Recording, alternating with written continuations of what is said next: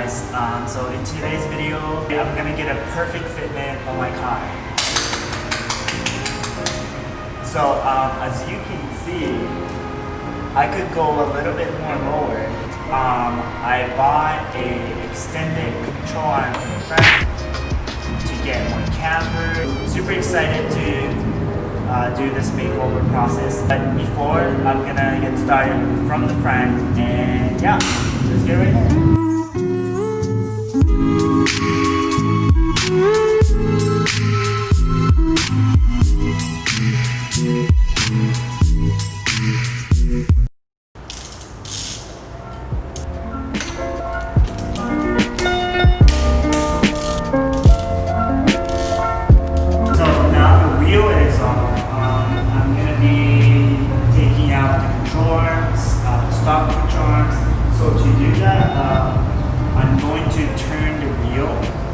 So that it's easier to access.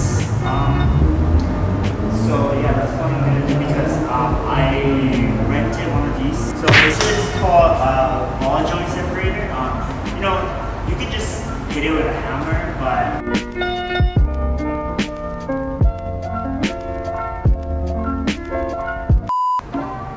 so gonna be taking out that part, the sway bar, and then tension rod, and then there's gonna be a pin, so make sure you remove the pin and then separate the controller. So that's gonna be the process. I'm just gonna get right in and do it as quickly as possible.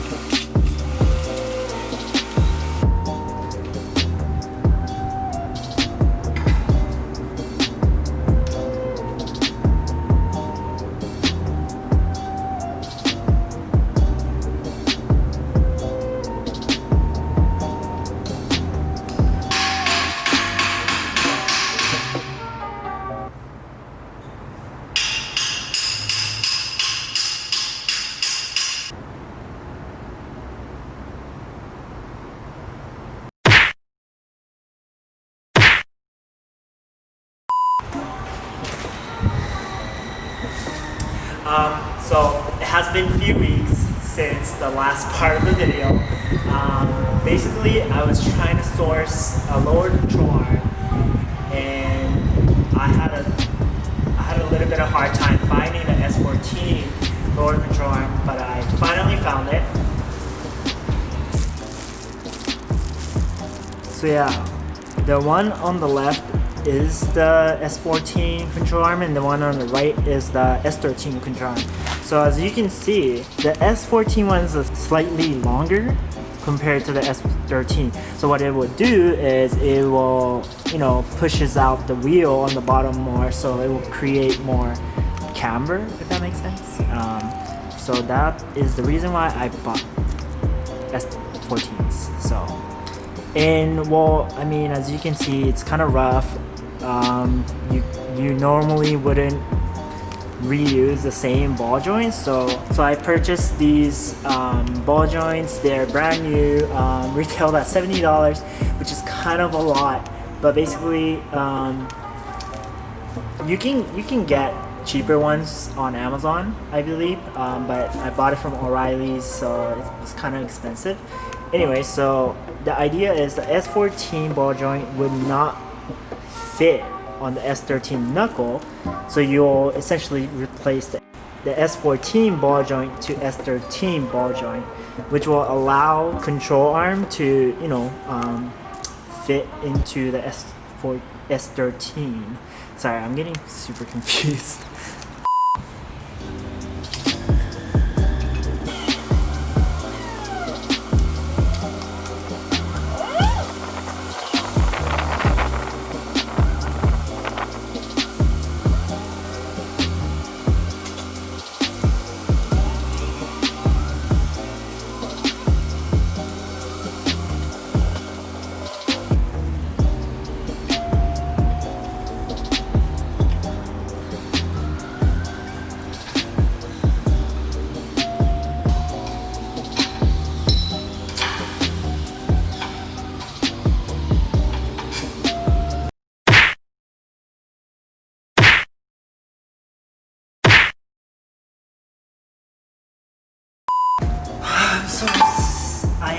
so happy right now that it came off. I'm going to explain to you guys how I did it. So basically, I didn't use anything that came with the original kit, but for the bottom cup, so like the bottom where the ball joint will go through, you will need this all-wheel drive version ball joint adapter. Just because this middle one, it fits like a glove, and it's really make it easier to have that. And for the top part, all I used was this. This is the Honda adapter kit right here. So if you guys are wondering how to take 240 SX ball joint off, I would recommend to rent all 3 items to make this work, because you'll need like 1 tool each from each set, if that makes sense. So yeah, this is the Honda adapter anyway, so you'll push it out from the top. Yeah, it was pretty easy if I had the right tool, but I didn't. Anyway, that's glad that's over, because that's probably the most annoying part of this video, or just in this process in general.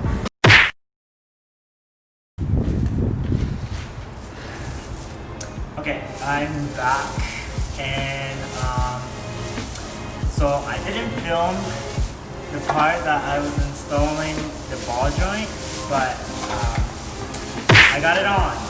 So took like a couple of tries. Honestly, it's really annoying. I haven't been annoyed by my car for a long time, and this was one of those times that I just felt genuinely annoyed. But yeah, I'm genuinely happy that it's on. It's done. So add a final touch to this project. You have to put these pins back on. To do this, you can use a plier, but I was trying to do it for like an hour. It just didn't work. So I ended up just buying these. This is mainly just for this, and I paid $15, which is kind of ridiculous for just this. I mean, when I ever gonna use this ever again? But I bought it anyways. So yeah, I guess this is a little, we're just gonna test it out. Ooh, this feels really nice though.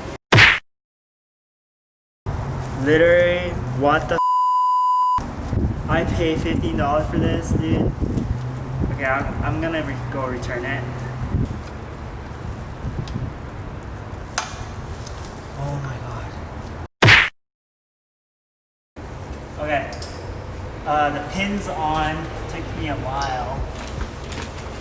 Now, the final steps to this is you have to fill it in with grease, and for some reason for this setup, or just in general, to fill it up with grease, you can't just fill it up with the tube, but you have to use a grease gun, which is another $20, and $5 for the grease, total $27.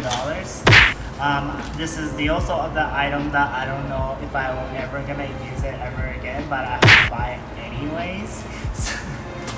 So instruction, pretty simple.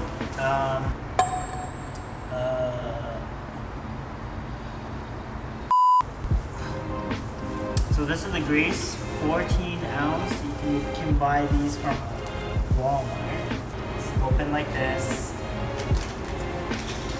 Just put it right in. Oh, there's no going back. Ooh. This is kind of satisfying. And then take off the tab.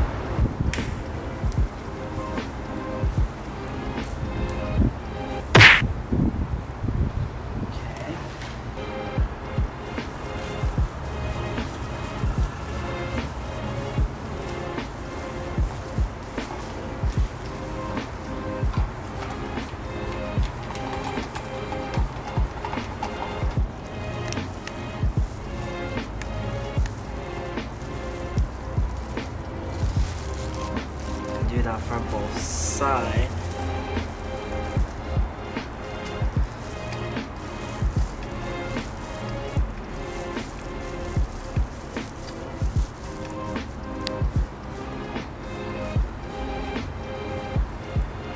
Oh, so when it's ready, it gets tighter. So I guess that's the sign that it's all good. Oh. Holy it's done. Took forever, but it's gonna go back in the car now. So I'm gonna quickly put everything together and I'll be right back.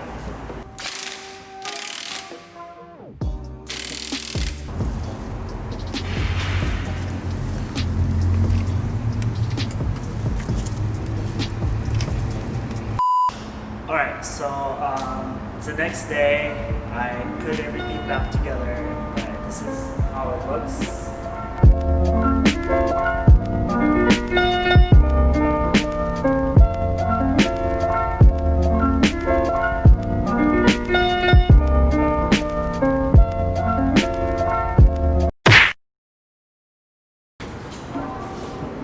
Alright, so yeah, it's not a lot of camber than I expected, because honestly I was expecting like at least -6 degrees.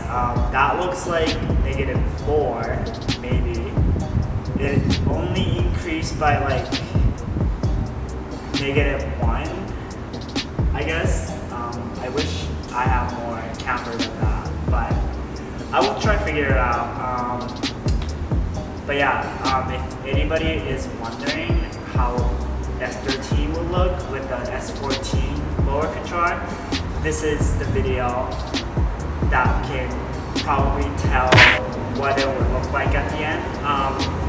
But yeah, so I hope this was a fun experiment. I think it looks better than before, so I mean, that's good, right?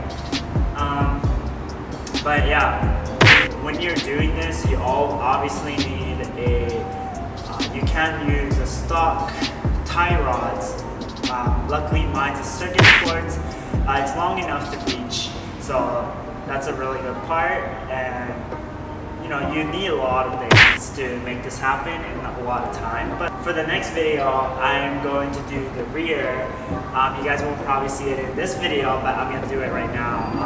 I'm gonna film that video of doing the rear camber adjustments, and yeah, that's gonna be the next video. So thank you guys so much for watching. Please follow all my social media, give it a thumbs up if you guys like this video, comment down below what you guys think, and I hope to see you guys on the next video. Peace out.